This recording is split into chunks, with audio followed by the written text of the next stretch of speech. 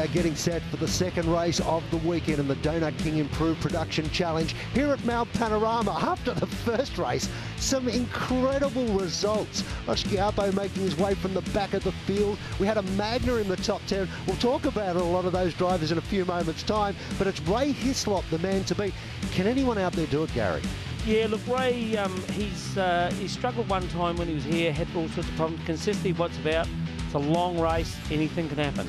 Well, let's see what happens. This is the second race of the weekend. Forrest gets a great run, another stalled car on the grid. They dive left and right. Marcello once again has to take evasive action and gets tagged going up into turn one.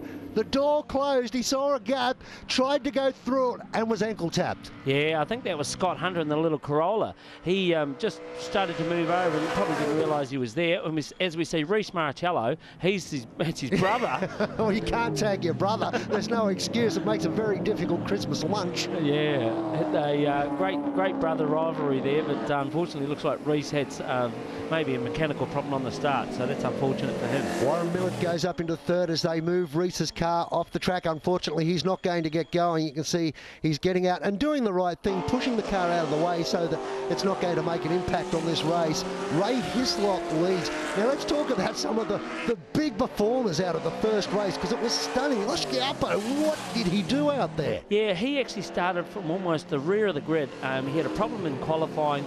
Didn't have any luck there. Looks like we've got the yellow flag. Safety car because of the Reece incident down on the pit straight. Yeah, as I was saying, yeah, Anthony Liqui-Moly had all sorts of problems in the qualifying. Came from rear field in race one, finished fourth, as we see the action replay. Oh, gee, there were a couple of them that had issues getting off the line, weren't there? And I think Reece can feel him a little bit lucky that he wasn't taken out there, as we see his brother come screaming past, diving left, right and centre, and this is where he tried to get up the inside. A lot of congestion further back in the field, though, as they all tried to get past him. Oh, look at that Mercedes of Lloyd there, nearly took out the back of the Commodore. Rodney Lloyd has come within millimetres of tagging Reece there. Race gets back underway. Hislop leads, no change in the top three. One of the other drivers we need to talk about after the running of race one was John Woodbury. Didn't he have a great first go? Absolutely. The Magna from South Australia is absolutely on fire, and it just goes to show improved production. You can run just about anything, including a Magna. Justin Wade on board the BMW, getting a bit racy as they make their way back up the mountain here after the restart. And even though improved production cars run a reasonably low sort of a budget, the idea being keep it cheap and everybody can go racing, as Wade tries to have a look around the outside. There's some great support down in the paddock area. I know Bilstein have been with you guys this weekend. Paul Joyner and the team from Bilstein are fanatical about their motorsport. They love coming and they love being involved in the more technical side of racing. Absolutely. Paul and the boys from Sydney Shocks do a fantastic job supporting us on the track each time we go racing, and they've been a major supporter of improved production up at Bathurst for the last 2 or 3 years, so it's great to have them there again this weekend. Andrew Cherney over the top of the mountain now as he tries to work his way forward. The 44 car doing it very, very tough behind the wheel across the top of the mountain. You can see how much work he's going through. Quick correction there, bit of oversteer as the power comes down. A lot of these cars have got a lot more power compared to the amount of rubber that they have at the rear wheels. Yeah, that's right. We have a controlled tyre, as I said earlier, and as we see, Brian Anderson, he's the guy who actually stalled in the first race, and yeah, having a right old battle there with Ryan Marcello. No disrespect, of course, to the Yokohama control tyre. They're a very, very good tyre, but they're designed to make these cars go out there and race and work for their results. Absolutely, yeah. It's an R-spec tyre, so it's a road registerable tyre, but obviously more suitable for racing. And Yokohama have been a great supporter of improved production for a number of years. As we see inside with Warren Millett here coming down the straight, absolutely flat chat. That's well in excess of 260 kilometres an hour into the chase there.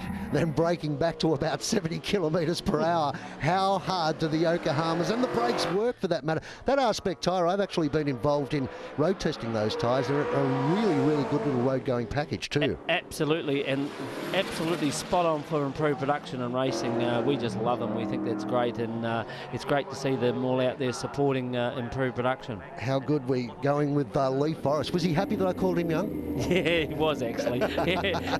I actually told him, and he just had a bit of a chuckle. And here, back inside with Ryan Michello there. He's doing a great job after not a good start. He just had a bit of an issue down in the final turn. It looked like a car was diving down the inside of him and just pushed him a little bit wide. As a result, lost 2 spots, but we've seen how competitive he is, and we know that he will start working his way back forward as soon as he gets a bit of breathing space there. Yeah, oh, hold on, we've got an accident up the top of the mountain. Looks like someone's had a bit of a moment. And is that Brian Burke? It looks like it is, yeah, in the BMW. Oh, that's disappointing. He's right at the top of Skyline here, so that'll bring out the safety car. Absolutely, another safety car. This will pack the field up as we once again pick up the restart again. Here comes Hislop, down into the final turn, goes back to green racing conditions, flags waving, he puts the gas down and says goodbye. 1 more lap to go for this man. Can he maintain this dominance here at Mount Panorama this weekend? You'd have to say yes. Yeah, look at the battle for 3rd, 4th and 5th. It's on for everyone there. Anything could happen in this last lap as we see Warren Millett absolutely hanging the tail out there, heading up Mountain Straight. Well, he started in 3rd spot, Warren, and I don't think he's the sort of guy that likes going backwards through the field. So with 1 lap to go, the team have obviously said to him, get a move on if you want to make anything of this, and he's come out there with a bit of red mist for this final lap. Yeah, that's John Woodbury right behind him, giving a run up the hill there. But look at this. Ray Hislop, Lee Forrest absolutely pulling away from it. Anthony Liqui-Moly, absolutely amazing drive from him to qualify almost at the rear of the field. Yeah, on board with Warren Millett at the moment. Liqui-Moly, interesting competitor, raced in the V8 touring cars and has elected to play here in improved production cars, and why not? He's been very, very competitive so far. Absolutely, and it's the same with Warren Millett here as we see the Magna go up the inside of Warren. Whoops, and another car. So look, Warren could have a problem here. He's got a problem. He's not carrying full speed across the top of the mountain. You can see another car go screaming past. Disappointment there for Warren because he's such a competitor. Yeah, absolute. It's a real shame, but he'll manage to get it down the other side of the mountain and across the line to finish. But look at this BMW M3, Justin Wade, absolutely on fire, chasing a Magna. In 4th, in 4th.